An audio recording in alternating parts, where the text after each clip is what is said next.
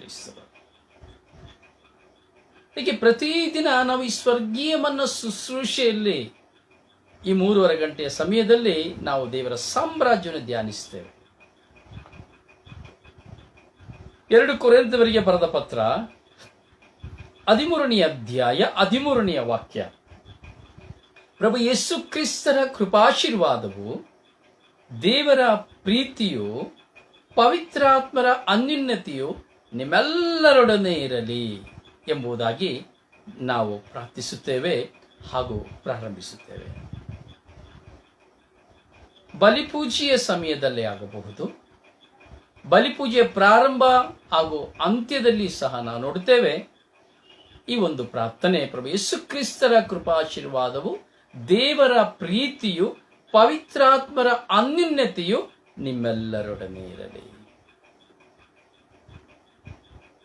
ಹೌದು ಪ್ರಿಯರೇ, ಇಂದು ನಾವೊಂದು ವಿಶೇಷವಾದ ದಿನವನ್ನು ಸ್ಮರಿಸ್ತಾ ಇದ್ದೇವೆ. ತ್ರೇಕತ್ವದ ದಿನವನ್ನ ನಾವು ಸ್ಮರಿಸ್ತಾ ಇದ್ದೇವೆ. ತ್ರಯೇಕ ದೇವರು, ಟ್ರಿನಿಟಿ ಆಫ್ ಗಾಡ್, ತ್ರಯೇಕ ದೇವರು. ದೇವರು ಒಬ್ಬರೇ, ಕ್ರಿಯೆಗಳು 3. ದೇವರು ಒಬ್ಬರೇ, ಕ್ರಿಯೆಗಳು 3. ಎಷ್ಟೋ ಜನರಿಗೆ ತ್ರಿಯೇಕ ಎಂಬುದು ಗೊತ್ತಿಲ್ಲ. ತ್ರಿಯೇಕ ಎಂಬುದನ್ನ ನಾವು ವೇದವಾಕ್ಯದಲ್ಲಿ ನಾವು ನೋಡುತ್ತೇವೆ, ಬೈಬಲ್ ಶ್ರೀಪುಟದಲ್ಲಿ ನಾವು ನೋಡುತ್ತೇವೆ. ಈ ತ್ರಿಯೇಕ ಎಂಬ ಪದಗಳು ಹೆಚ್ಚಾಗಿ ಉಪಯೋಗಿಸಲ್ಪಡುವುದಿಲ್ಲ.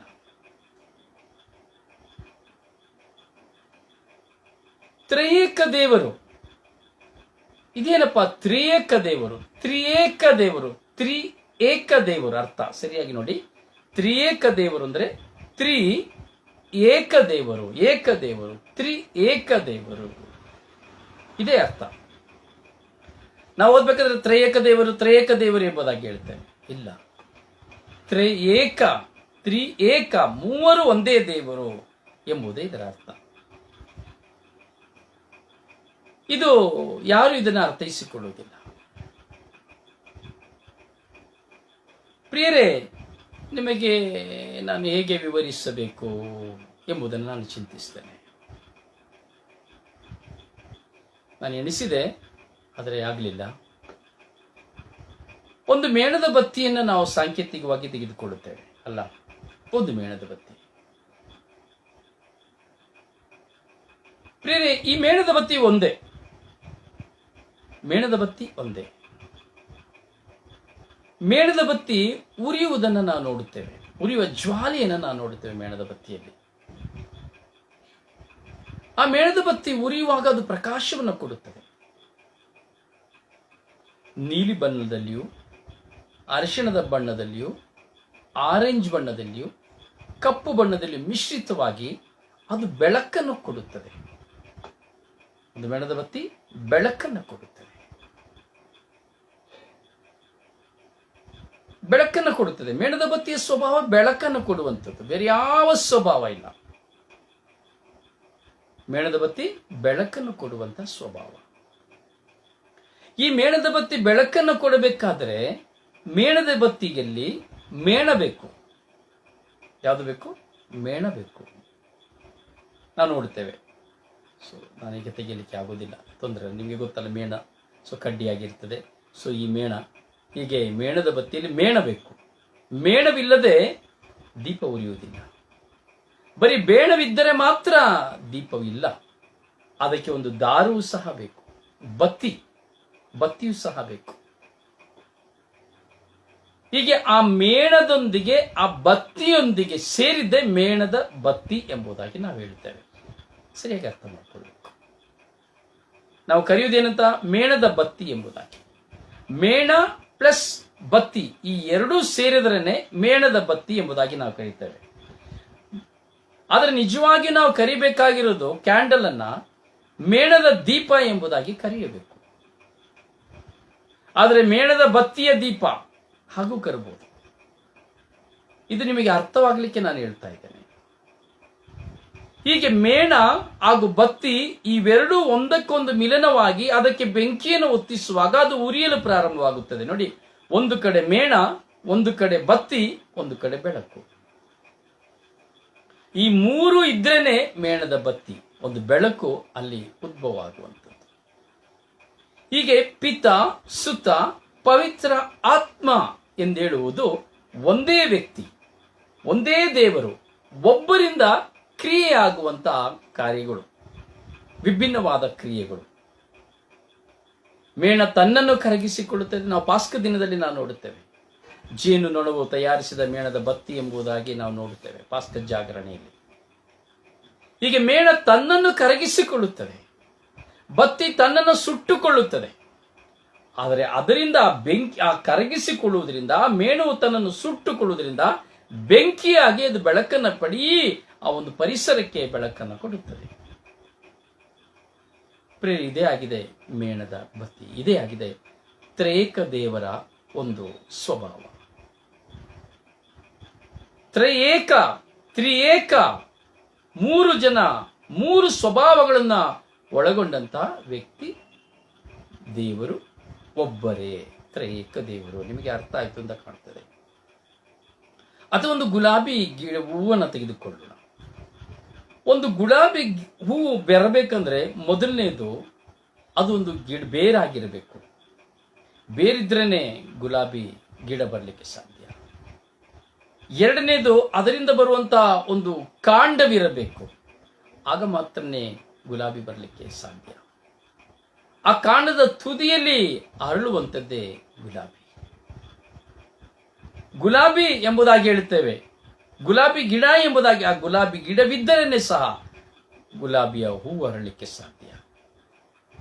ಹೀಗೆ ತ್ರಿಯೇಕ, ಒಂದೇ ವ್ಯಕ್ತಿ, ಒಂದು ಗುಲಾಬಿ ಗಿಡ ತನ್ನ ಸ್ವರೂಪಗಳನ್ನು ಬದಲಾಯಿಸಿಕೊಂಡು ಅದು ಒಂದು ಹೂವನ್ನ ಕೊಡುತ್ತದೆ. ಅದು ಸುವಾಸನೆಯಾಗಿರುತ್ತದೆ, ಆಕರ್ಷಣೆಯಾಗಿರುತ್ತದೆ. ಇದುವೇ ಆಗಿದೆ ತ್ರಯೇಕ ದೇವರ ಇನ್ನೊಂದು ಸಂಕೇತ. ನಾವು ಹಲವಾರು ವಿಧದಲ್ಲಿ ನಾವು ಚಿಂತಿಸ್ತೇವೆ.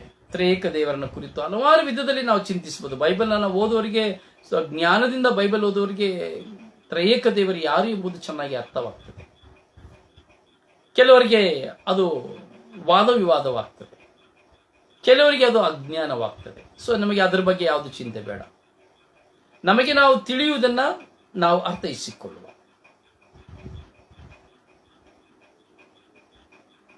ಪ್ರಿಯರೇ, ಪಿತ ದೇವರು, ಸುತ ದೇವರು, ಪವಿತ್ರ ಆತ್ಮ ದೇವರು. ನಾವು ನಮ್ಮ ಶರೀರದ ಮೇಲೆ ಶಿಲುಬೆ ಗುರುತನ್ನು ಹಾಕುವಾಗ ಪಿತ, ಸುತ ಮತ್ತು ಪವಿತ್ರಾತ್ಮರ ನಾಮದಲ್ಲಿ ಅಮೇನ್ ಎಂಬುದಾಗಿ ನಾವು ಹೇಳ್ತೇವೆ. ಪಿತನಾದ ಸರ್ವೇಶ್ವರನ ನಾವು ಸ್ಮರಿಸ್ತೇವೆ, ಅಂದರೆ ಲೋಕವನ್ನ ಸೃಷ್ಟಿ ಮಾಡಿದವರು, ಲೋಕವನ್ನ, ಆಕಾಶ ಭೂಮಿಯನ್ನ, ಸೂರ್ಯ ಚಂದ್ರ ತಾರೆಗಳನ್ನ, ಗಿರಿಶಿಖರಗಳನ್ನ, ಗುಡ್ಡಗಳನ್ನ, ಸಮುದ್ರವನ್ನ, ನದಿ ಸಾಗರಗಳನ್ನ, ಸಕಲವನ್ನ ಸೃಷ್ಟಿ ಮಾಡಿದವರು ತಂದೆ ದೇವರು, ಪಿತ. ಅದೇ ನಾವು ಸಂಸ್ಕೃತದಲ್ಲಿ ನಾವು ವೇದಗಳಲ್ಲಿ ನಾವು ನೋಡುವುದಾದರೆ ಪಿತನಿಗೆ ಹೇಳುವಂಥದ್ದು ತಾದನ್.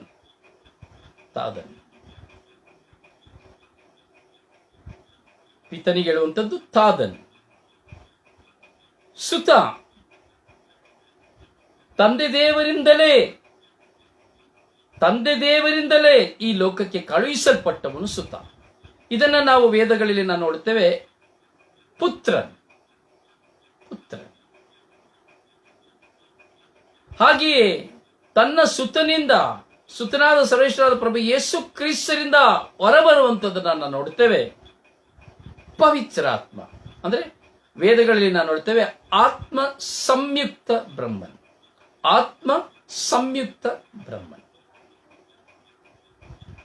ಹೀಗೆ ಪಿತಾಸುತ ಪವಿತ್ರಾತ್ಮನನ್ನ ನಾವು ಚಿಂತಿಸುವಂತಹ ಚಿಂತನೆಗಳು ಹಲವಾರು ವಿಧದಲ್ಲಿ ಇದೆ.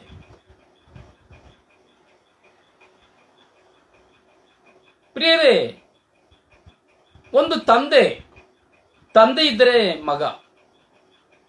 ಮಗ ಇದ್ರೇನೆ ಮೊಮ್ಮಗ, ಇಲ್ಲಾದರೆ ಇಲ್ಲ. ಒಂದು ಕುಟುಂಬದಲ್ಲಿ ತಂದೆ ತಂದನಿಗೆ ಒಬ್ಬ ಮಗ, ಮಗನಿಗೆ ಒಂದು ಮಗನಿಗೆ ಒಂದು ಮಗ ಎನ್ನುವಾಗ ಮೊಮ್ಮಗ. ಹೀಗೆ ಬೆಳವಣಿಗೆಯನ್ನು ನಾವು ನೋಡುತ್ತೇವೆ. ನಮ್ಮ ಜೀವಿತದಲ್ಲಿ ನಾವು ಅನೇಕ ವಿಷಯಗಳನ್ನು ನಾವು ಚಿಂತಿಸ್ತಾ ಇರ್ತೇವೆ. ಅನೇಕ ವಿಷಯಗಳಿಗೆ ಉತ್ತರ ಸಿಗುತ್ತದೆ, ಅನೇಕ ವಿಷಯಗಳಿಗೆ ಉತ್ತರ ಸಿಕ್ಕುವುದಿಲ್ಲ. ಈ ತ್ರಯೇಕ ದೇವರನ್ನು ಕುರಿತಾಗಿ ಹಲವು ವೇದ ಪಂಡಿತರು, ಧರ್ಮ ಪಂಡಿತರು, ಭಾಷಾ ಪಂಡಿತರು, ಬೈಬಲ್ ಪಂಡಿತರು, ಈಗ ಅನೇಕ ಪಂಡಿತರುಗಳು ಇದನ್ನೆಲ್ಲ ತುಂಬಾ ಕಾಲಗಳು ಇದರ ಬಗ್ಗೆ ಚಿಂತನೆಗೆ ತೆಗೆದುಕೊಂಡಿದ್ದಾರೆ. ಇದರ ಚಿಂತನೆಗಳ ನಿಮಿತ್ತವಾಗಿ ಪಿತನಾದ ಸರ್ವೇಶ್ವರ, ಸುತನಾದ ಸರ್ವೇಶ್ವರ, ಪವಿತ್ರಾತ್ಮರು ಎಂಬುದನ್ನ ಸಮಾಲೋಚನೆ ಮಾಡಿರುವುದನ್ನು ನಾವು ನೋಡುತ್ತೇವೆ. ಆದಿ ಕಾಂಡದಲ್ಲಿ ನಾವು ನೋಡೋದಾದರೆ 11ನೇ ಅಧ್ಯಾಯ 7ನೇ ವಾಕ್ಯದಲ್ಲಿ ನಾವು ನೋಡುತ್ತೇವೆ, ಬ್ಯಾಬಿಲೋನ್ ಪಟ್ಟಣವನ್ನು ನಿರ್ಮಿಸುವಂತದ್ದನ್ನ. ಇಸ್ರಾಯೇಲರು ಜನರು ದೇವರು ಸೃಷ್ಟಿ ಮಾಡಿದಂತ ಜನರು ಒಂದು ಬ್ಯಾಬಿಲೋನ್ ಪಟ್ಟಣವನ್ನು ಅವರು ನಿರ್ಮಿಸ್ತಾರೆ. ಬ್ಯಾಬಿಲೋನ್ ಗೋಪುರವನ್ನ. ಆಕಾಶಕ್ಕೆ ನಾವು ಕೆಳಗಿನಿಂದ ಭೂಮಿಯಿಂದ ಆಕಾಶಕ್ಕೆ ನಾವು ಹೋಗಬೇಕು, ಒಂದು ಏಣಿಯನ್ನು ಮಾಡೋಣ, ಆಕಾಶಕ್ಕೂ ನಮಗೂ ನಾವು ಅಂತರವಿದೆ, ಅದರಿಂದ ನಾವು ಆಕಾಶಕ್ಕೆ ಒಂದು ಗೋಪುರವನ್ನು ಕಟ್ಟೋಣ ಎಂಬುದಾಗಿ ಬ್ಯಾಬಿಲೋನ್ನ ಜನರು ಒಂದು ಗೋಪುರವನ್ನು ಕಟ್ಟಲಿಕ್ಕೆ ಶುರು ಮಾಡಬೇಕಾದ್ರೆ ದೇವರು ಅದನ್ನು ವೀಕ್ಷಿಸ್ತಾರೆ. ದೇವರು ಆ ಮನುಷ್ಯರಿಗೆ ಕೊಟ್ಟಂತಹ ಜ್ಞಾನದ ನಿಮಿತ್ತವಾಗಿ ಕೆಲವು ಕ್ಷಣ ಅವರು ಇದಾಗ್ತಾರೆ, ಶಾಕ್ ಆಗ್ತಾರೆ. ಅಯ್ಯೋ, ಇವರು ಬಿಟ್ರೆ ಇನ್ನೇನ್ ಬೇಕಾದ್ರೂ ಮಾಡಿಬಿಡ್ತಾರೆ, ಇವರನ್ನ ಬಿಟ್ರೆ ಇನ್ನೇನ್ ಬೇಕಾದ್ರೂ ಮಾಡಿಬಿಡ್ತಾರೆ. ಈಗ ಬಾಬಿಲೋನಿಗೆ ಆಕಾಶಕ್ಕೇನೆ ಅವರು ಗೋಪುರನ ಕಟ್ಟಬೇಕಿದ್ರೆ ಮುಂದೆ ಇನ್ನೇನು ಬೇಕಾದ್ರೂ ಮಾಡಬಹುದು ಎಂಬುದಾಗಿ ಎಣಿಸಿ ದೇವರು ಒಂದು ಚಿಂತನೆಯನ್ನು ಮಾಡುತ್ತಾರೆ. ಬನ್ನಿ, ನಾವು ಹೋಗಿ ಆ ಜನರಲ್ಲಿ ಗಲಿಬಿಲಿಯನ್ನು ಉಂಟು ಮಾಡೋಣ, ಗಲಿಬಿಲಿಗೊಳಿಸೋಣ. ಅವರು ಅನೇಕ ಜನಾಂಗದವರು ಜನರಾಗಿರುವುದರಿಂದ, ಒಂದೇ ಭಾಷೆಯುಳ್ಳವರಾಗಿರುವುದರಿಂದ ಅವರನ್ನ ನಾವು ಲೋಕದ ಕಟ್ಟೆಗಡಿಯವರೆಗೂ ನಾವು ಅವರನ್ನು ಕಳಿಸಿಬಿಡೋಣ. ಬನ್ನಿ, ನಾವು ಅವರನ್ನ ಗಲಿಬಿಲಿಗೊಳಿಸೋಣ ಎಂಬುದಾಗಿ ದೇವರು ಹೇಳ್ತಾರೆ. ಸೊ ದೇವರು ಯಾರ ಹತ್ರ ಹೇಳ್ತಾ ಇದ್ದಾರೆ, ಯಾರಿಗೆ ಹೇಳ್ತಾರೆ? ಅಲ್ಲಿ ಬಹುವಚನವನ್ನು ನಾವು ನೋಡುತ್ತೇವೆ. ಬನ್ನಿ ಗಲಿಬಿಲಿಗೊಳಿಸೋಣ ಅಂದರೆ ಪಿತನಾದ ಸರ್ವೇಶ್ವರರು ಆಗ ಒಬ್ಬರೇ ಇರಲಿಲ್ಲ, ಅವರೊಂದಿಗೆ ಇದ್ದರು, ಬೇರೆಯೊಬ್ಬರು ಇದ್ದರು. ಅದಕ್ಕೆ ಮುಂಚಿತವಾಗಿ ನಾವು ನೋಡೋದಾದರೆ ಆದಿಕಾಂಡ 1ನೇ ಅಧ್ಯಾಯ 10ನೇ ವಾಕ್ಯದಲ್ಲಿ ನಾವು ಸ್ಮರಿಸೋದಾದರೆ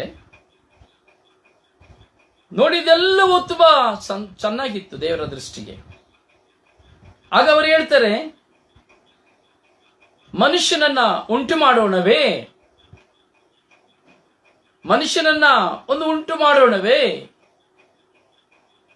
ಅಲ್ಲಿಯೂ ಸಹ ಸರ್ವೇಶ್ವರ ಸ್ವಾಮಿ ಒಬ್ಬರಲ್ಲ ಮತ್ತೊಬ್ಬರಲ್ಲಿ ಆಲೋಚನೆಯನ್ನು ಕೇಳುತ್ತಾ ಇದ್ದಾರೆ.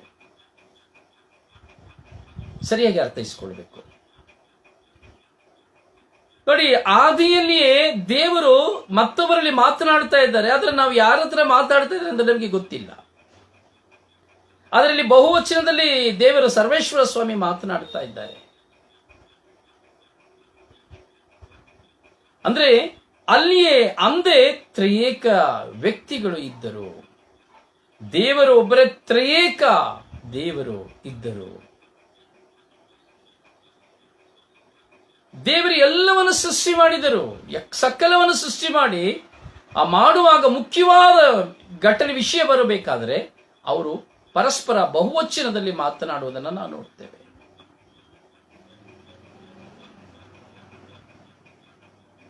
ಹಾಗೆಯೇ ನಾವು ಮುಂದೆ ಬರಬೇಕಾದ್ರೆ ಪಿತನಾದ ಸರ್ವೇಶ್ವರ ಈ ಆದಿಕಾಂಡದಲ್ಲಿ ಸಂಭಾಷಣೆಯನ್ನು ನಾವು ಚಿಂತಿಸಿದೆವು. ಹಾಗೆ ಪ್ರಭು ಯೇಸು ಕ್ರಿಸ್ತರಲ್ಲಿ ನಾವು ನೋಡ್ತೇವೆ, ಮನುಷ್ಯನ ಪಾಪವು ಹೆಚ್ಚಾದಾಗ, ಮನುಷ್ಯನ ದ್ರೋಹವು ಹೆಚ್ಚಾದಾಗ ಸರ್ವೇಶ್ವರ ಸ್ವಾಮಿಯು ಮನುಷ್ಯನ ಪಾಪಗಳ ಪರಿಹಾರಕ್ಕಾಗಿ, ಮನುಷ್ಯರನ್ನು ಪರಿವರ್ತಿಸುವುದಕ್ಕಾಗಿ ಪ್ರವಾದಿಗಳನ್ನು ಕಳುಹಿಸಿದರು. ಹೀಗೆ ಹಲವಾರು ಪ್ರವಾದಿಗಳನ್ನು ಕಳುಹಿಸಿದರು. ಕಳುಹಿಸಿದ ಬಳಿಕ ಏನು ಮಾಡಿದರು? ಅವರೆಲ್ಲರನ್ನ ಕೊಂದರು, ಪ್ರವಾದಿಗಳನ್ನು ಕೊಂದರು. ಕೊಲ್ಲುವಾಗ ದೇವರಿಗೆ ಏನು ಮಾಡಬೇಕೆಂಬುದಾಗಿ ಅರಿವಾಗಲಿಲ್ಲ. ದೇವರು ಕಳಿಸಿದಂತ ಎಲ್ಲರನ್ನ ಕೊಂದರು. ಕೊಂದಂತ ಬಳಿಕ ನಾವು ನೋಡುತ್ತೇವೆ, ದೇವರು ತನ್ನ ಏಕಮಾತ್ರ ಪ್ರಿಯ ಪುತ್ರರಾದ ರಕ್ಷಕರಾದ ಪ್ರಭು ಯೇಸುವನ್ನ ಕಳಿಸ್ತಾರೆ. ರಕ್ಷಕರಾದ ಪ್ರಭು ಯೇಸು ಕ್ರಿಸ್ತರನ್ನ ಈ ಲೋಕಕ್ಕೆ ಕಳಿಸಲು ತೀರ್ಮಾನಿಸಿ ತನ್ನ ಪ್ರಿಯ ಪುತ್ರರನ್ನ ನಮ್ಮ ಮಧ್ಯೆ ಕಳಿಸಿದ್ರು. ಪ್ರೀಸಲು ಪ್ರೀಸಲು ಪ್ರೀಸಲು. ಹೌದು ಪ್ರಿಯರೇ, ಹೀಗೆ ಪಿತಾ ಸುತನ ಪಾತ್ರಗಳನ್ನು ನಾವು ನೋಡಿ ಬರ್ತೇವೆ.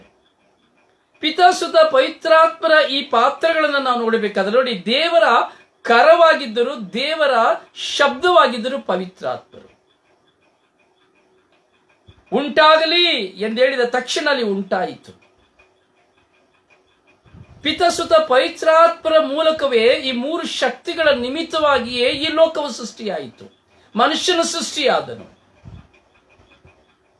ಇಲ್ಲಿ ಗೊಂದಲಗಳಿಲ್ಲ, ಪ್ರಶ್ನೆಗಳು ಬೇಕಿಲ್ಲ, ಚಿಂತನೆಗಳು ಮಾಡಬೇಕಾಗಿಲ್ಲ.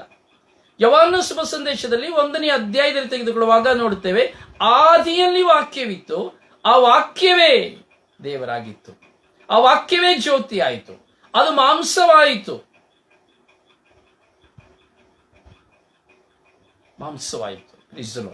ಪ್ರೀಸಲೋ ಹಲ್ಲೆಲೂಯಾ. ಒಂದು ನಿಮಿಷ ಪ್ರಿಯರೇ, ದಯವಿಟ್ಟು ಕ್ಷಮಿಸಿ. ಆದಿಯೇ ವಾಕ್ಯವಾಯಿತು.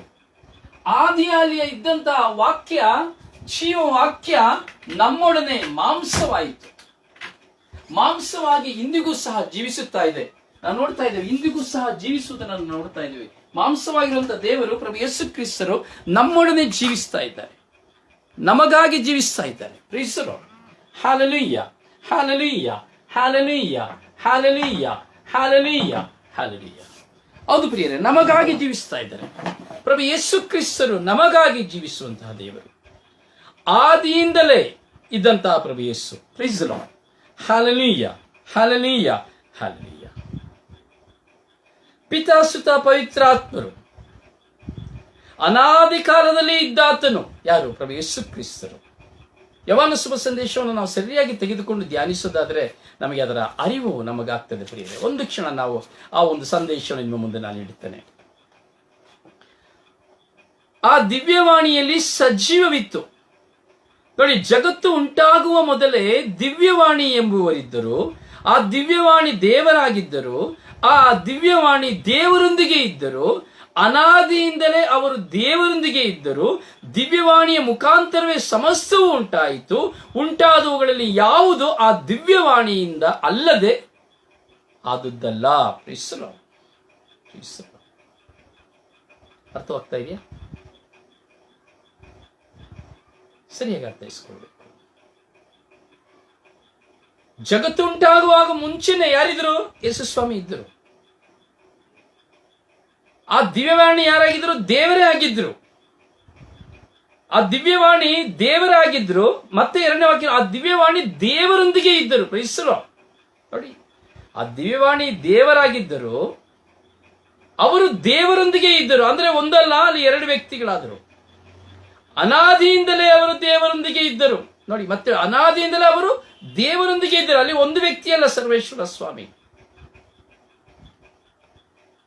ದಿವ್ಯವಾಣಿಯ ಮುಖಾಂತರವೇ ಸಮಸ್ತವೂ ಉಂಟಾಯಿತು.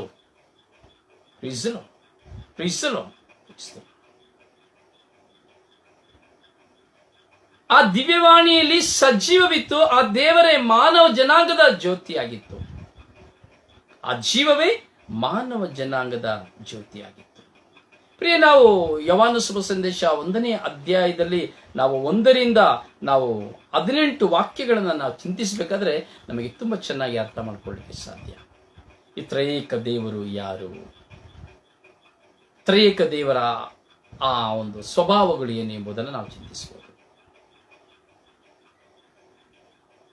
ಯೋಹಾನ ಶುಭ ಸಂದೇಶದಲ್ಲಿ 8ನೇ ಅಧ್ಯಾಯದಲ್ಲಿ 23ನೇ ವಾಕ್ಯದಲ್ಲಿ ಯೇಸು ಸ್ವಾಮಿ ಹೇಳ್ತಾರೆ, ನಾನು ಪರಲೋಕದವನು,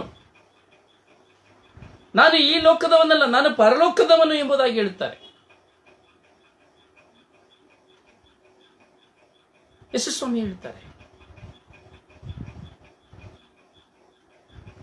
8ನೇ ಅಧ್ಯಾಯ 29ನೇ ವಾಕ್ಯದಲ್ಲಿ ಹೇಳ್ತಾರೆ, ನನ್ನನ್ನು ಕಳುಹಿಸಿದವನು ನನ್ನ ದೇವರೇ, ನನ್ನ ದೇವರು ನನ್ನನ್ನು ಕಳುಹಿಸಿದ್ದಾರೆ, ನನ್ನ ಪಿತನು ನನ್ನನ್ನು ಕಳುಹಿಸಿದ್ದಾರೆ ಎಂಬುದಾಗಿ ಹೇಳುತ್ತಾರೆ. ನನ್ನಷ್ಟಕ್ಕೆ ನಾನೇ ಬರಲಿಲ್ಲ. 8ನೇ ಅಧ್ಯಾಯ 41ನೇ ವಾಕ್ಯ ಹೇಳ್ತಾರೆ, ನನ್ನಷ್ಟಕ್ಕೆ ನಾನೇನು ಬರಲಿಲ್ಲಪ್ಪ. ಅಲ್ಲಿ ನೋಡಿ, ಒಂದು ಕಠಿಣವಾದ ಶಬ್ದವನ್ನು ಸಹ ಯೇಸು ಸ್ವಾಮಿ ಹೇಳ್ತಾರೆ. ನಾನೇನು ಆದರಕ್ಕೆ ಹುಟ್ಟಿದವನಲ್ಲ, ನನಗೆ ತಂದೆ ಇದ್ದಾರೆ. ನೋಡಿ, ಯೇಸು ಸ್ವಾಮಿಯ ಒಂದು ಶಬ್ದ. ಇವತ್ತಿನ ದಿನಗಳಲ್ಲಿ ನಾವು ನೋಡ್ತೇವೆ, ಕಳೆದ ದಿನಗಳಲ್ಲಿ ಕೆಲವು ಸಂಘ ಪರಿಘಟನೆಗಳಲ್ಲಿ ಯೇಸು ಸ್ವಾಮಿಯನ್ನು ಕುರಿತು ತುಂಬಾ ಕ್ಲಿಷ್ಟವಾಗಿ, ತುಂಬಾ ಮೋಸವಾಗಿ ಮಾತನಾಡಿದರು. ಅಜ್ಞಾನದಲ್ಲಿ, ಸೇಡು ಮತ್ಸರದಲ್ಲಿ ಮಾತನಾಡಿದರು. ಯೇಸುವಿಗೆ ತಂದೆ ಇಲ್ಲ, ಅಪ್ಪ ಇಲ್ಲ. ಹೀಗಿರ್ಬೇಕಾದ್ರೆ ಅಪ್ಪ ಇಲ್ಲದಂತ ಮಗನಿಗೆ ಈ ಲೋಕ ಏನ್ ಹೇಳ್ತದೆ, ಜನ ಏನ್ ಹೇಳ್ತಾರೆ ಎಂಬುದಾಗಿ ತುಂಬಾ ಮೋಸಕರವಾಗಿ ಮಾತನಾಡಿದರು. ತಂದೆ ಇಲ್ದರವನ್ನ ಅವ್ರ ತಾಯಿನ ಏನಂತ ಕರೀತಾರೆ, ತಂದೆ ಯಾರು ಅಂತಾನೆ ಗೊತ್ತಿಲ್ಲ. ಇಂಥ ಒಂದು ಅವಾಚ್ಯ ಶಬ್ದಗಳನ್ನು ಉಪಯೋಗಿಸಿ ಮಾತನಾಡಿದರು. ಆದ್ರೆ ಯೇಸು ಸ್ವಾಮಿ ಸ್ವತಃ ಹೇಳ್ತಾ ಇದ್ದಾರೆ, ನಾನು ಆದರಕ್ಕೆ ಹುಟ್ಟಿದವನಲ್ಲ, ನನ್ನ ತಂದೆ ದೇವರು, ನನ್ನ ಪಿತನೇ ದೇವರು. ನನ್ನಷ್ಟಕ್ಕೆ ನಾನು ಬರಲಿಲ್ಲ, ದೇವರು ನನ್ನನ್ನು ಕಳುಹಿಸಿದರು, ನನ್ನ ಪಿತನು ನನ್ನನ್ನು ಕಳುಹಿಸಿದರು. ಅಲ್ಲಿಯೂ ಸಹ ಯೇಸು ಸ್ವಾಮಿ ತನ್ನ ತಂದೆ ದೇವರನ್ನ ಕುರಿತು ಹೇಳುವುದನ್ನು ನಾವು ನೋಡ್ತೇವೆ. ಮತ್ತೆ ಯೋಹಾನ ಶುಭ ಸಂದೇಶ 8ನೇ ಅಧ್ಯಾಯದಲ್ಲಿ ನಾವು ನೋಡಬೇಕಾದ್ರೆ 58ನೇ ವಾಕ್ಯ ಹೇಳ್ತಾರೆ, ನಾನು ಅಬ್ರಹಾಮನು ಹುಟ್ಟುವುದಕ್ಕೆ ಮುಂಚಿತವಾಗಿ ನಾನಿದ್ದೇನೆ. ಅಬ್ರಹಾಮ ಹುಟ್ಟುವುದಕ್ಕೆ ಮುಂಚಿತವಾಗಿ ನಾನಿದ್ದೇನು. ನೋಡಿ, ಆದಿ ಕಾಲದಲ್ಲಿಯೇ ದೇವರೊಂದಿಗೆ ಇದ್ದದ್ದನ್ನ ಯೇಸು ಸ್ವಾಮಿ ಅಲ್ಲಿ ಯೋಹಾನ ಶುಭ ಸಂದೇಶ 8ನೇ ಅಧ್ಯಾಯದ 58ನೇ ವಾಕ್ಯದಲ್ಲಿ ನಾವು ನೋಡ್ತಾ ಇದ್ದೇವೆ. ಅದೇ ನಾವು ವಾಕ್ಯವನ್ನು ನಾವು ನೋಡ್ಬೇಕಾದ್ರೆ 11ನೇ ಅಧ್ಯಾಯ ಯೋಹಾನ ಶುಭ ಸಂದೇಶದಲ್ಲಿ 11ನೇ ಅಧ್ಯಾಯದಲ್ಲಿ ನಾವು ಚಿಂತಿಸಿ ಬರಬೇಕಾದ್ರೆ ಲಾಜರನ ಮರಣವನ್ನು ನಾವು ನೋಡುತ್ತೇವೆ. ಲಾಜರನು ಸತ್ತು ಶವವಾಗಿರಬೇಕಾದ್ರೆ 4 ದಿನವಾಗಿರಬೇಕಾದ್ರೆ ಸಮಾಧಿಯ ಬಳಿಗೆ ಹೋಗಿ ಪ್ರಭು ಯೇಸು ತಲೆ ಎತ್ತಿ ಪ್ರಾರ್ಥಿಸುತ್ತಾರೆ, ಪಿತನೇ, ನೀವು ನಿರೀಕ್ಷಿಸಿದ ಗಳಿಗೆ ಬಂದಿದೆ. ನೀವು ಯಾರೆಂಬುದನ್ನ ಈ ಜನತೆಗೆ ತೋರಿಸಿರಿ ಎಂಬುದಾಗಿ ಆ ಸಮಾಧಿಯ ಮುಂದೆ, ಲಾಜರನ ಸಮಾಧಿಯ ಮುಂದೆ ನಿಂತು ತಲೆ ಎತ್ತಿ ದೇವರು ಯೇಸು ಸ್ವಾಮಿ ಪ್ರಾರ್ಥಿಸುತ್ತಾರೆ, ತನ್ನ ಪಿತನನ್ನು ಪ್ರಾರ್ಥಿಸುತ್ತಾರೆ. ಸತ್ತ ಲಾಜರನು ಜೀವಂತವಾಗಿ ಹೇಳುತ್ತಾರೆ. ಪ್ರೀಸಲು ಹೌದು ಪ್ರಿಯರೇ, ಯೋಹಾನ ಶುಭ ಸಂದೇಶ 15ನೇ ಅಧ್ಯಾಯ 9ನೇ ವಾಕ್ಯದಲ್ಲಿ ಹೇಳುವಾಗೆ, ಪಿತನು ನನ್ನನ್ನು ಪ್ರೀತಿಸುವಂತೆಯೇ ನಾನು ನಿಮ್ಮನ್ನು ಪ್ರೀತಿಸುತ್ತೇನೆ. ತನ್ನ ಪಿತನನ್ನು ಅನೇಕ ವಿಷಯದಲ್ಲಿ ಅನೇಕ ಕಡೆ ಯೇಸು ಸ್ವಾಮಿ ಪಿತನನ್ನು ಕುರಿತು ಮಾತನಾಡುತ್ತಾರೆ. ನನ್ನ ಪಿತನು ನನ್ನನ್ನು ಪ್ರೀತಿಸಿದಂತೆ ನಾನು ನಿಮ್ಮನ್ನು ಪ್ರೀತಿಸ್ತಾ ಇದ್ದೀನಿ, ಹಾಗೆ ನೀವು ಸಹ ಇತರರನ್ನ ಪ್ರೀತಿಸ್ರಿ.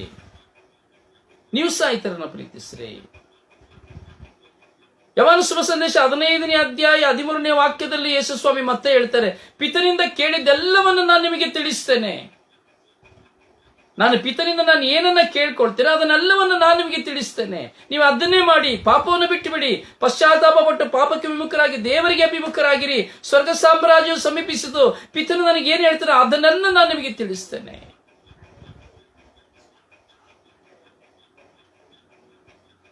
ಹದಿನಾರನೇ ಅಧ್ಯಾಯ 11ನೇ ವಾಕ್ಯ ಯೋಹಾನ ಶುಭ ಸಂದೇಶದಲ್ಲಿ ಹೇಳ್ತಾರೆ, ನಾನು ಸತ್ತ ಬಳಿಕ ನಾನು ಪಿತನಲ್ಲಿಗೆ ಹೋಗುವೆನು, ನಾನು ಪಿತನಲ್ಲಿ ನೆಲೆಸುವೆನು, ನಾನು ಪಿತನೊಂದಿಗೆ ವಾಸ ಮಾಡುವೆನು.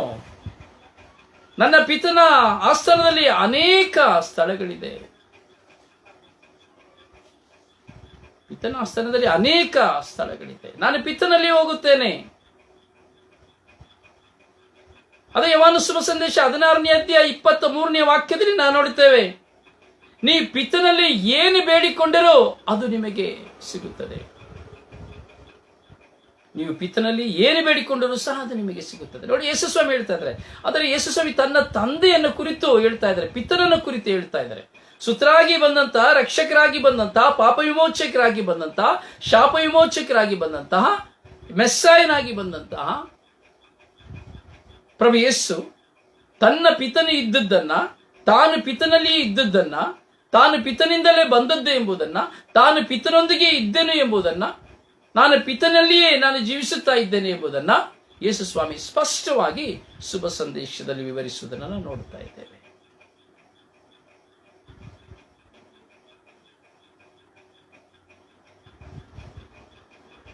ಹೌದು ಪ್ರಿಯರೇ, ಯೇಸು ಸ್ವಾಮಿಯ ಕೆಲವು ತನ್ನ ತಂದೆಯನ್ನು ಬಿಟ್ಟುಕೊಡದಂತಹ ಯೇಸು ಸ್ವಾಮಿ ತನ್ನ ತಂದೆಯ ಬಗ್ಗೆಯೇ ಅವರು ಮಾತನಾಡುತ್ತಾರೆ, ತನ್ನ ತಂದೆಯ ಪ್ರಗತಿಯನ್ನು ಮಾತನಾಡುತ್ತಾರೆ, ತನ್ನ ತಂದೆಯ ಮಹಿಮೆಯನ್ನು ಮಾತನಾಡುತ್ತಾರೆ. ನಾವೇನ್ ಮಾಡ್ತಾ ಇದ್ದೇವೆ? ನಮಗಾಗಿ ಕಳಿಸಲ್ಪಟ್ಟ ಪ್ರಭು ಯೇಸು ಕ್ರಿಸ್ತರ ಬಗ್ಗೆ ನಾವೇನಾದರೂ ಮಾತಾಡ್ತಾ ಇದ್ದೀವ? ಅಥವಾ ತಂದೆ ದೇವರನ್ನು ಕುರಿತು ನಾವು ಮಾತನಾಡ್ತಾ ಇದ್ದೇವ? ಯಾವ ವಿಧದಲ್ಲಿ ನಾವು ಮಾತನಾಡ್ತಾ ಇದ್ದೇವೆ? ಪವಿತ್ರಾತ್ಮನ ಕುರಿತು ನಾವು ಮಾತನಾಡ್ತಾ ಇದ್ದೇವೆ? ಯಾವ ವಿಧದಲ್ಲಿ ನಾವು ಮಾತನಾಡ್ತಾ ಇದ್ದೇವೆ? ನೋಡಿ, ಶಿಷ್ಯರಿಗಾಗಿ ಯೇಸು ಸ್ವಾಮಿ ಯೋಹಾನ ಶುಭ ಸಂದೇಶ 17ನೇ ಅಧ್ಯಾಯದಲ್ಲಿ ಪ್ರಾರ್ಥಿಸ್ತಾರೆ. ತನ್ನ ಶಿಷ್ಯರಿಗಾಗಿ ಪ್ರಾರ್ಥಿಸ್ತಾರೆ. ಸ್ವಾಮಿ ಪಿತನನ್ನು ಹೇಳ್ತಾರೆ, ಪಿತನೇ, ನೀವು ನನಗೆ ಕೊಟ್ಟವರಿಗಾಗಿ ನಾನು ಪ್ರಾರ್ಥಿಸ್ತೇನೆ. ನೀವು ನನಗೆ ಕೊಟ್ಟವರಿಗಾಗಿ ನಾನು ಪ್ರಾರ್ಥಿಸ್ತೇನೆ, ಈ ಲೋಕಕ್ಕಾಗಿ ಅಲ್ಲ. ನೀವು ಯಾರನ್ನು ನನಗೆ ಕೊಟ್ಟಿದ್ರೆ ನಾನು ಅವರಿಗಾಗಿ ಪ್ರಾರ್ಥಿಸ್ತೇನೆ.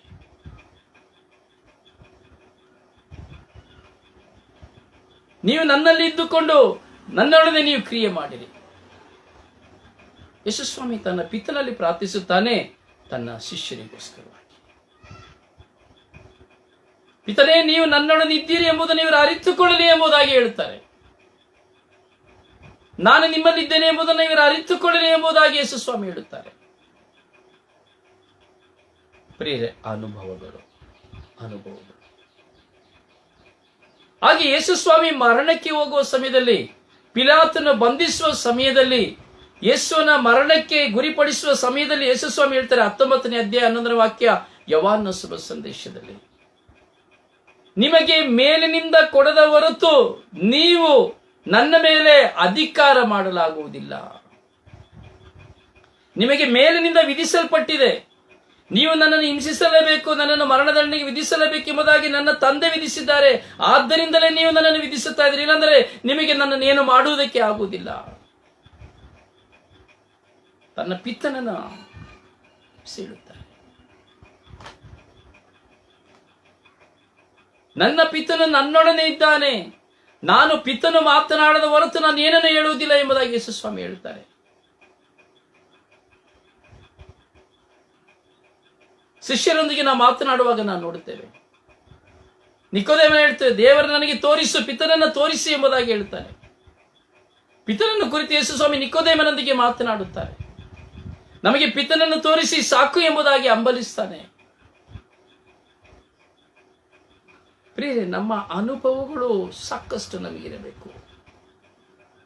ನೋಡಿ, ಅದಕ್ಕೂ ಒಂದು ಶ್ರೇಷ್ಠವಾದಂತ ಒಂದು ಇನ್ನೂ ಅನೇಕ ಒಂದು ಉದಾಹರಣೆಯನ್ನು ನಾವು ತೆಗೆದುಕೊಳ್ಳಬೇಕಾದ್ರೆ ಪವಿತ್ರ ಗ್ರಂಥದಲ್ಲಿ ಮತ್ತಾಯನ ಶುಭ ಸಂದೇಶದಲ್ಲಿ 3ನೇ ಅಧ್ಯಾಯದಲ್ಲಿ 17ನೇ ವಾಕ್ಯದಲ್ಲಿ ನಾವು ತೆಗೆದುಕೊಳ್ಳುವುದಾದರೆ, ಯೇಸುಸ್ವಾಮಿ ಜೋರ್ಡಾನ್ ನದಿಯಲ್ಲಿ ಸ್ನಾನಿಕ ಯೋಹಾನನ ಮೂಲಕವಾಗಿ ದೀಕ್ಷಾ ಸ್ನಾನವನ್ನು ಪಡೆದುಕೊಂಡು ಮೇಲೆ ಬರುವಾಗ ಪವಿತ್ರಾತ್ಮರು ಪಾರಿವಾಳ ರೂಪದಲ್ಲಿ ಯೇಸುಸ್ವಾಮಿ ಮೇಲೆ ಇಳಿದು ಬಂದರು. ವಾಕ್ಯದಲ್ಲಿ ನಾವು ನೋಡುತ್ತೇವೆ, ಪವಿತ್ರಾತ್ಮರು ಯೇಸುಸ್ವಾಮಿಯ ಮೇಲೆ ಪಾರಿವಾಳದ ರೂಪದಲ್ಲಿ ಇಳಿದು ಬಂದರು.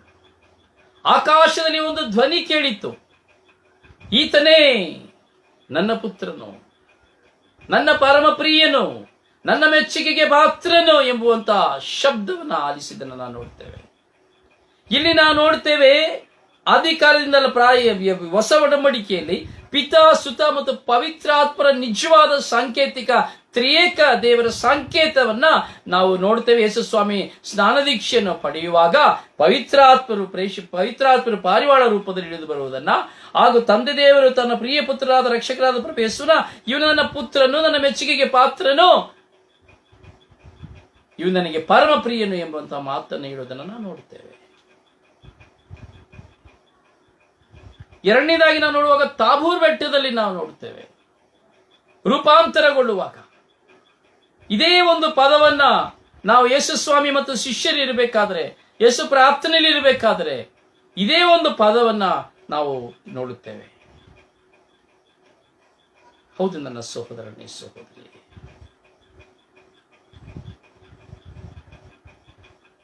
ಯೋಹಾನ ಶುಭ ಸಂದೇಶ 15ನೇ ಅಧ್ಯಾಯ 18ನೇ ವಾಕ್ಯದಲ್ಲಿ ಚಿಂತಿಸಬೇಕಾದ್ರೆ ನಾವು ನೋಡ್ತೇವೆ, ಯೇಸು ಸ್ವಾಮಿ ಸ್ವರ್ಗಕ್ಕೆ ಏರಲ್ಪಡ್ತಾರೆ. ಸ್ವರ್ಗಕ್ಕೆ ಏರುವಾಗ ಯೇಸು ಸ್ವಾಮಿ ಹೇಳ್ತಾರೆ, ಪಿತಾ ಸುತ ಪವಿತ್ರಾತ್ಮರ ನಾಮದಲ್ಲಿ ನೀವು ಪರರಿಗೆ ಸ್ನಾನ ದೀಕ್ಷೆಯನ್ನು ಕೊಡಿರಿ. ಯೇಸು ಸ್ವಾಮಿಯೇ ತನ್ನ ಬಾಯಿಂದ ಉಚ್ಚರಿಸುವಂತಹ ಪದ. ಪಿತನನ್ನು ಪವಿತ್ರಾತ್ಮರನ್ನು ಯೇಸು ಸ್ವಾಮಿ ವ್ಯಕ್ತಪಡಿಸ್ತಾರೆ. ಪಿತಸುತ ಪವಿತ್ರಾತ್ಮರ ಆತ್ಮದಲ್ಲಿ ಅವನ ನಾಮದಲ್ಲಿ ನೀವು ಹೋಗಿ ಜ್ಞಾನಸ್ನಾನವನ್ನು ಕೊಡಿರಿ.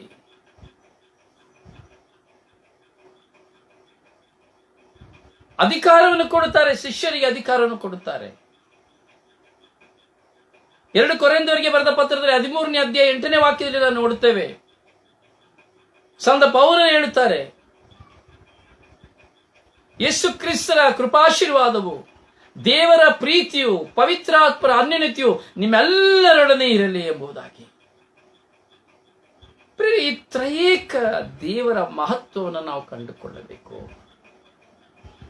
ಇವತ್ತು ಈ ತ್ರಯೇಕ ದೇವರ ಟ್ರಿನಿಟಿಯ ಮಹೋತ್ಸವವನ್ನು ನಾವು ಆಚರಿಸ್ತಾ ಇದ್ದೇವೆ.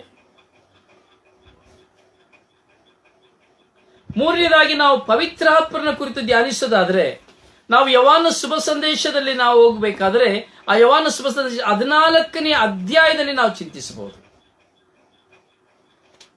ಯೇಸು ಸ್ವಾಮಿ ಹೇಳ್ತಾರೆ, ನಾನು ಹೋಗದ ಹೊರತು ಪವಿತ್ರ ಆತ್ಮರು ನಿಮ್ಮಲ್ಲಿಗೆ ಬರುವುದಿಲ್ಲ.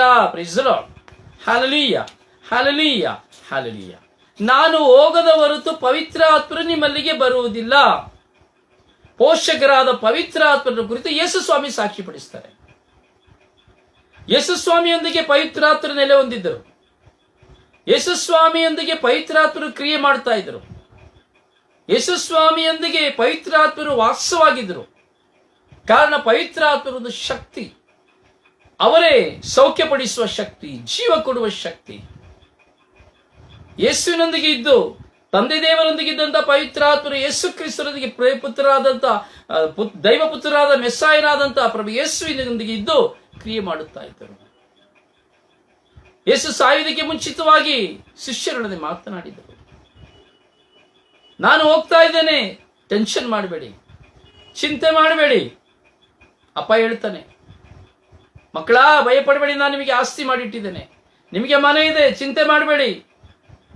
ಹೆಂಡತಿ ಹೇಳ್ತಾರೆ, ಓ ನೀನ್ ಭಯ ಪಡಬೇಡ, ನಾನಿದ್ದೇನೆ. ಮಕ್ಕಳಿಗೆ ಹೇಳ್ತಾನೆ, ನಾನಿದ್ದೇನೆ, ಭಯ ಪಡಬೇಡ. ಹೇಳುದು ನಾವು ನೋಡ್ತೀವಲ್ಲ, ಸಾಮಾಜಿಕ ದೃಷ್ಟಿಯಲ್ಲಿ ನಾವು ನೋಡ್ತೇವೆ. ಭಯಪಡಬೇಡಿ, ನಾನಿದ್ದೇನೆ. ತಾಯಿ ಅಥವಾ ತಂದೆ ಅಥವಾ ಮಕ್ಕಳು ಎತ್ತವರಿಗೆ ಭಯಪಡಬೇಡಪ್ಪ, ನಾವಿದ್ದೇವಪ್ಪ, ನಾನು ನೋಡ್ಕೊಳ್ತೇವಪ್ಪ. ಇದೇ ಮಾತನ್ನ ಯೇಸು ಸ್ವಾಮಿ ಉಪಯೋಗಿಸಿ ಹೇಳ್ತಾನೆ, ಭಯ ಪಡಬೇಡಿ, ನೀವು ಭಯ ಪಡಬೇಡಿ, ನಾನು ನಿಮ್ಮನ್ನು ಅನಾಥನಾಗಿ ಬಿಟ್ಟು ಹೋಗುವುದಿಲ್ಲ. ನಾನು ನಿಮಗೆ ಪೋಷಕರಾದ ಪವಿತ್ರಾತ್ಮರು ನಾನು ನಿಮಗೆ ಕೊಡ್ತೇನೆ, ಭಯಪಡಬೇಡಿ. ಹೌದು ಪ್ರಿಯರೇ, ಪೋಷಕರಾದ ಪವಿತ್ರಾತ್ಮರು ನಾನು ನಿಮಗೆ ಕೊಡ್ತೇನೆ, ಭಯಪಡಬೇಡಿ.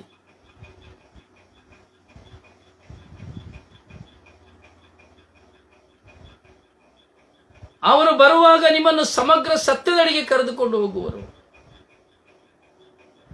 ಪವಿತ್ರಾತ್ಮರು ಬರುವಾಗ ನಿಮ್ಮನ್ನು ಸಮಗ್ರ ಸತ್ಯದಡಿಗೆ ಕರೆದುಕೊಂಡು ಹೋಗುವರು. ಯೇಸು ಸ್ವಾಮಿ ಪವಿತ್ರಾತ್ಮನ ಕುರಿತು ಮಾತನಾಡುತ್ತಾರೆ. ನೋಡಿ, ಯೇಸು ಸ್ವಾಮಿಯಲ್ಲಿ ಹೇಳ್ತಾರೆ,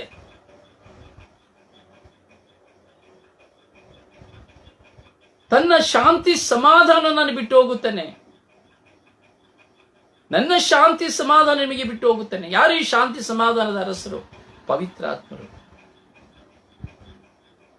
ನಾನು ಪಿತನಲ್ಲಿದ್ದೇನೆ, ಪಿತನು ನನ್ನಲ್ಲಿದ್ದಾರೆ, ನನ್ನಲ್ಲಿ ವಿಶ್ವಾಸಿಸುವವನು ನನ್ನಲ್ಲಿ ಇರುವ ಯೇಸು ಹೇಳ್ತಾರೆ, ನಾನು ಪಿತನಲ್ಲಿದ್ದೇನೆ, ಪಿತನು ನನ್ನಲ್ಲಿದ್ದಾರೆ, ಪಿತ ಮತ್ತು ಪವಿತ್ರಾತ್ಮರು ನನ್ನೊಡನಿದ್ದಾರೆ, ಯೇಸು ಸ್ವಾಮಿ ಹೇಳ್ತಾರೆ. ಹೀಗೆ ಪೋಷಕರಾದ ಪವಿತ್ರಾತ್ಮರನ್ನ ಯೇಸು ಸ್ವಾಮಿ ನಮ್ಮೆಲ್ಲರಿಗೂ ಬಿಟ್ಟು ಹೋದ್ರು. ಈ ಪವಿತ್ರಾತ್ಮರು ಬರುವಾಗ ಅವರು ನಮ್ಮನ್ನು ಸಮಗ್ರ ಸತ್ಯದಡಿಗೆ ಕರೆದುಕೊಂಡು ಹೋಗ್ತಾರೆ. ಇದೇ ಆಗಿದೆ ಪಿತಾ ಸುತ ಪವಿತ್ರಾತ್ಮರ ತ್ರಯೇಕತ್ವದ ಪಾತ್ರ. ಪಿತನಿಲ್ಲದೆ ಸುತನಿಲ್ಲ, ಸುತನಿಲ್ಲದೆ ಪವಿತ್ರಾತ್ಮರಿಲ್ಲ. ಮೂರು ಕಾರ್ಯಗಳಿಗೆ ಪಾತ್ರರು ಒಬ್ಬರೇ, ತ್ರಯೇಕ ದೇವರು. ಹೀಗೆ ತ್ರಯೇಕತ್ವವನ್ನು ನಾವು ಚಿಂತಿಸ್ತೇವೆ. ಅಂದ್ರೆ ಪಿತದೇವರಿದ್ದಾರೆ, ಯೇಸುಸ್ವಾಮಿ ಇದ್ದಾರೆ, ಪವಿತ್ರಾತ್ಮರಿದ್ದಾರೆ, ಅವರು ದೇವರಾಗಿದ್ದಾರೆ, ಏಕ ವ್ಯಕ್ತಿಯ ದೇವರಾಗಿದ್ದಾರೆ ಅವರು. ಅದರಿಂದಲೇ ಅವರ ಸ್ವಭಾವದಲ್ಲಿ ವ್ಯತ್ಯಾಸ. ಮೂರು ಕಾರ್ಯಗಳು, ಮೂರು ವ್ಯಕ್ತಿಗಳು, ಆದರೆ ಒಬ್ಬರೇ ದೇವರು, ಒಬ್ಬರೇ ಆಗಿದ್ದರು. ಮೂರು ಸ್ವಭಾವಗಳು, ಈ ಮೇಣದ ಬತ್ತಿಯಂತೆ ಮೂರು ಸ್ವಭಾವಗಳು ಒಂದೇ ಆಗಿತ್ತು. ಪ್ರಿಯರೇ, ನಮ್ಮ ಜೀವಿತದಲ್ಲಿ ನಾವು ಕೆಲವು ಸತ್ಯಗಳನ್ನು ಅರ್ಥ ಮಾಡಿಕೊಳ್ಬೇಕು. ಈ ತ್ರಿಯೇಕ ತುಂಬಾ ಅನೇಕ ಧರ್ಮಸಭೆಯ ಅನೇಕ ಗೊಂದಲ, ಹಲವಾರು ವರ್ಷಗಳ ಗೊಂದಲಗಳಿತ್ತು. ಇದನ್ನ ಹಲವಾರು ಪಂಡಿತರು, ವೇದವಿನ್ಯಾಸರೆಲ್ಲ ಸೇರಿ ಇದನ್ನು ಆಲೋಚನೆ ಮಾಡಿದ್ರು. ಆದ್ರೆ ನೋಡಿ, ಬೈಬಲ್ ಶ್ರೀಪುಟದಲ್ಲಿ ತ್ರಿಯೇಕ ದೇವರನ್ನ ಕುರಿತು ಬರೆಯಲ್ಪಟ್ಟಿದೆ. ಹಾಗೂ ಸಾಕಷ್ಟು ಆಧಾರಗಳಿದೆ ತ್ರಿಯೇಕ ದೇವರಿಗೆ. ದೇವರು ಒಬ್ಬರೇ, ದೇವರು ಒಬ್ಬರೇ. ನೀವು ಇತ್ತೀಚೆಗೆ ನೀವು ಯೂಟ್ಯೂಬ್ ಅಲ್ಲಿ ಎಷ್ಟೋ ಜನ ನೋಡಿರ್ಬೋದು ಅಥವಾ ನೋಡಿದ್ರೆ ನನಗೆ ಗೊತ್ತಿಲ್ಲ.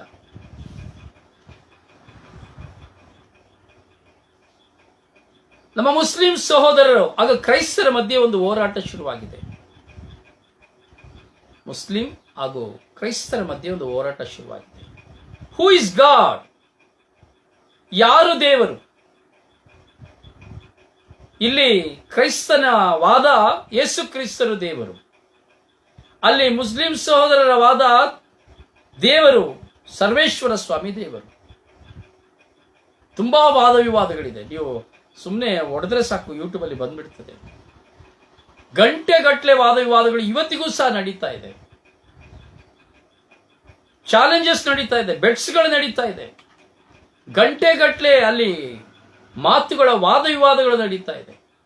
ಇವರು ಹೇಳ್ತಾರೆ ನಿಜವಾದ ದೇವರು ಸರ್ವೇಶ್ವರ ಸ್ವಾಮಿ ನಿಜವಾದ ದೇವರು, ಬೇರೆ ಯೇಸು ಸ್ವಾಮಿ ದೇವರಲ್ಲ ಎಂಬುದಾಗಿ ಮುಸ್ಲಿಂ ಸಹೋದರರು ವಾದ ಮಾಡುತ್ತಾರೆ. ಇಲ್ಲಿ ಕ್ರೈಸ್ತರು ವಾದ ಮಾಡುತ್ತಾರೆ, ಇಲ್ಲ ಯೇಸು ಕ್ರಿಸ್ತರು ದೇವರು ಎಂಬುದಾಗಿ. ಯಾರು ದೇವರು? ಈಗ ನಿಮ್ಮ ಮುಂದೆ ಇದೇ ಪ್ರಶ್ನೆಯನ್ನು ಹೇಳುವುದಾದರೆ, ಸರ್ವೇಶ್ವರ ಸ್ವಾಮಿ ದೇವರ, ಯೇಸು ಕ್ರಿಸ್ತರು ದೇವರ? ಬೈಬಲ್ ಆಧಾರಿತವಾಗಿ ಎಷ್ಟೋ ವಾದ ವಿವಾದಗಳು ಪ್ರಾರಂಭವಾಗಿದೆ. ತುಂಬಾ ವಾದ ವಿವಾದಗಳು, ಸಾವಿರಾರು ಜನರ ಮಧ್ಯೆ, ದೊಡ್ಡ ದೊಡ್ಡ ಮೇಧಾವಿಗಳ ಮಧ್ಯೆ ಚರ್ಚೆಗಳು ನಡೆಯುತ್ತಾ ಇದೆ. ಸರ್ವೇಶ್ವರ ಸ್ವಾಮಿ ದೇವರ, ಯೇಸು ಸ್ವಾಮಿ ದೇವರ ಎಂಬುದಾಗಿ.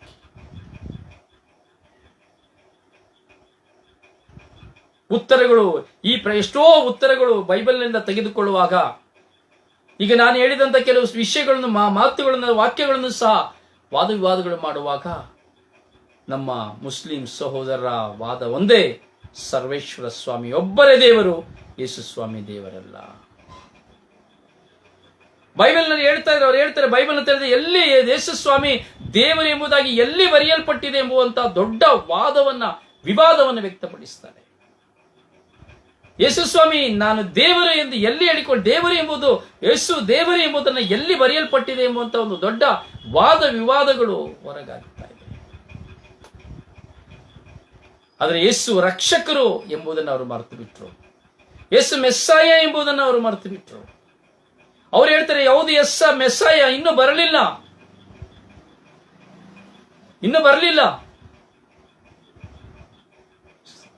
ಯೇಸುವಿಗೆ ಯೇಸು ದೇವರಾಗಿರೋರಿಗೆ ಮರಣವಿರ್ತಾ ಇರಲಿಲ್ಲ. ಮರಣ ಹೊಂದಿದ್ದು ಬೇರೆ ವ್ಯಕ್ತಿ. ಹಲವಾರು ವಾದ ವಿವಾದಗಳು. ಈ ವಾದ ವಿವಾದಗಳಿಂದ ಏನೂ ಪ್ರಯೋಜನವಿಲ್ಲ. ಆದರೂ ವಾದ ವಿವಾದಗಳು ನಡೆಯುತ್ತಲೇ ಇದೆ. ಪ್ರಿಯ ಸಹೋದರನೇ, ಸಹೋದರಿಯೇ, ಹೀಗಿರುವಾಗ ನಾವು ವೈಯಕ್ತಿಕವಾಗಿ ಕುಳಿತು ಚಿಂತಿಸಬೇಕು. ದೇವರು ಒಬ್ಬರೇ, ಎಸ್.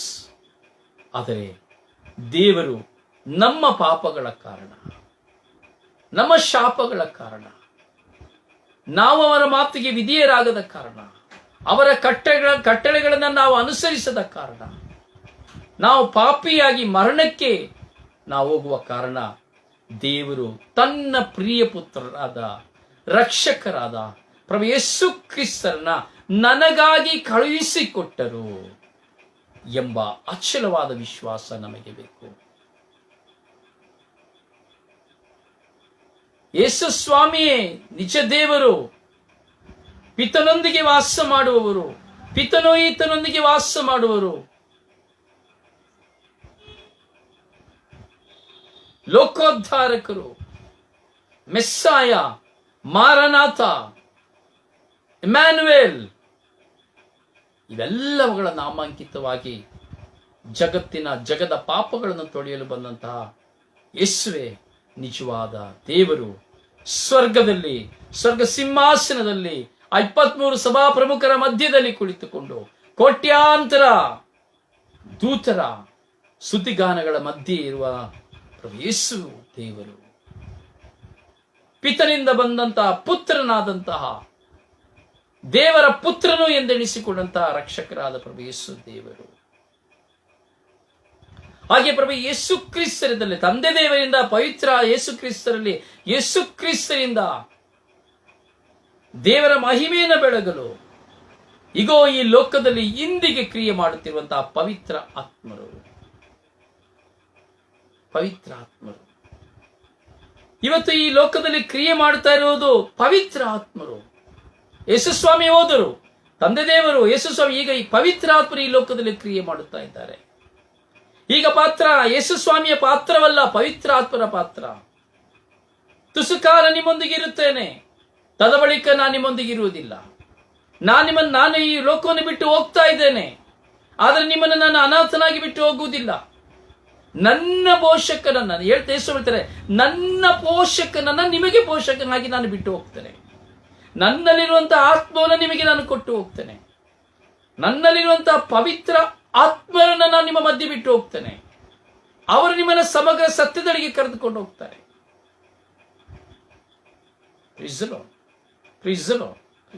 ಹೌದು ನನ್ನ ಸಹೋದರನೇ, ಸಹೋದರಿ,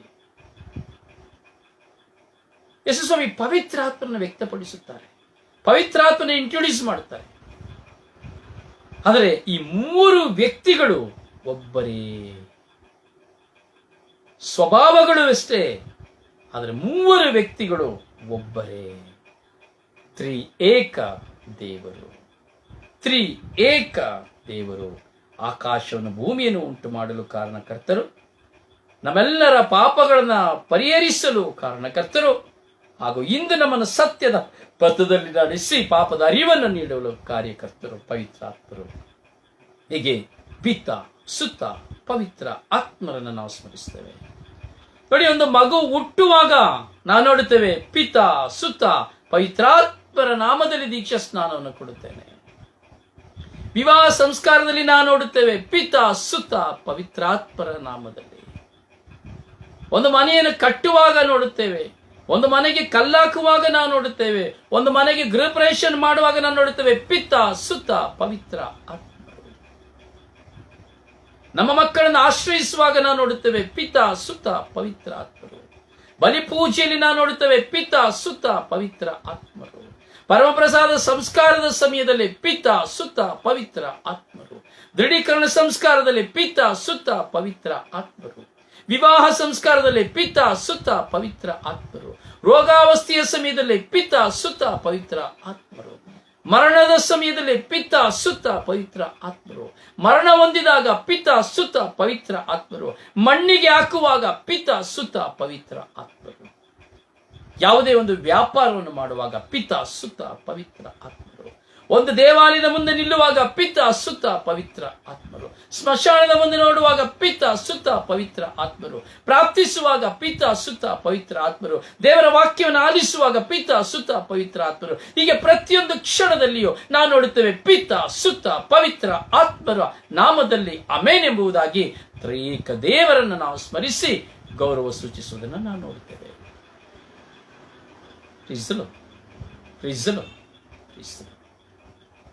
ಹೌದು ನನ್ನ ಸಹೋದರನೇ, ಸಹೋದರಿ, ಇಂದು ತ್ರಿಏಕ ದಿನ, ಟ್ರಿನಿಟಿ ಆಫ್ ಗಾಡ್. ಇವತ್ತು ತ್ರಿಏಕ ದೇವರ ಮಹೋತ್ಸವ ನಾವು ಆಚರಿಸ್ತಾ ಇರೋದ್ರಿಂದ ತ್ರಿಏಕ ದೇವರನ್ನ ಕುರಿತು ನಾವು ಚಿಂತಿಸ್ತಾ ಇದ್ದೇವೆ. ಅದರಿಂದ ನಾವು ಬೆಳಗಾಗುವಾಗ ನೋಡಿ, ಬೆಳಿಗ್ಗೆ ಎದ್ದೇಳಬೇಕಾದ್ರೆ ಪಿತ, ಸುತ್ತ, ಪವಿತ್ರಾತ್ಮರನ್ನ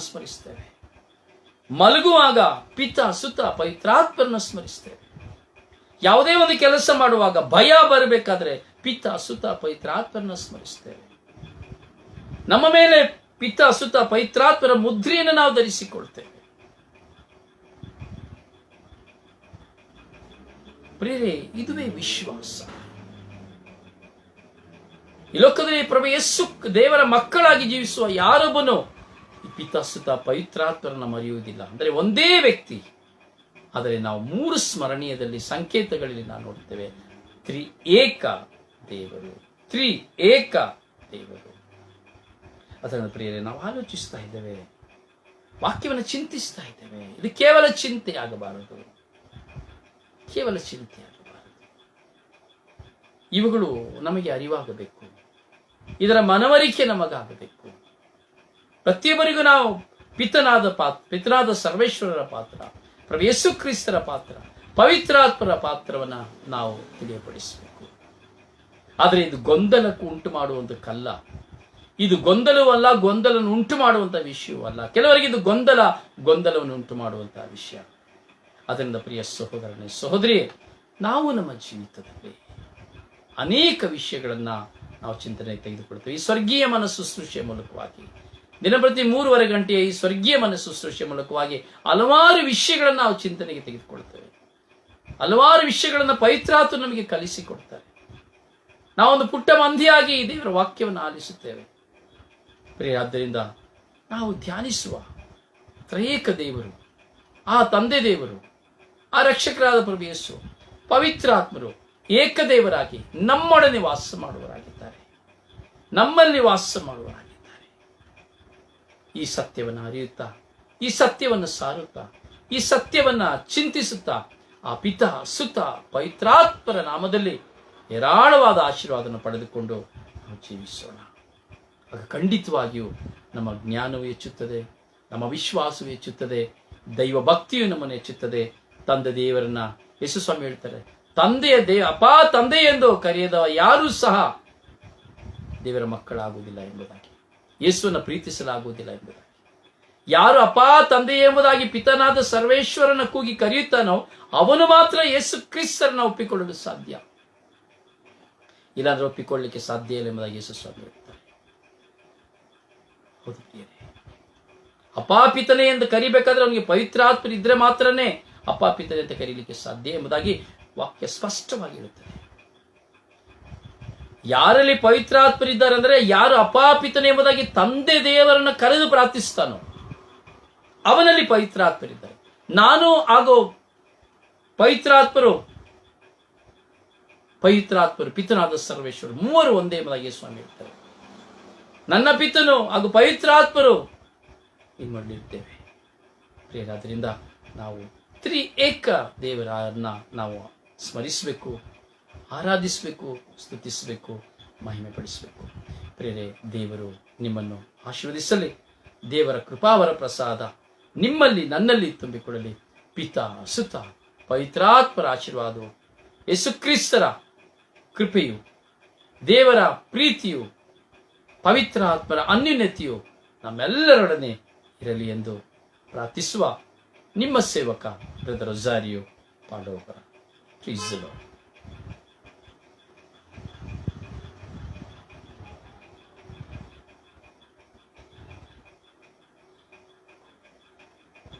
ಪ್ರೀಸ್ ದಿ ಲಾರ್ಡ್.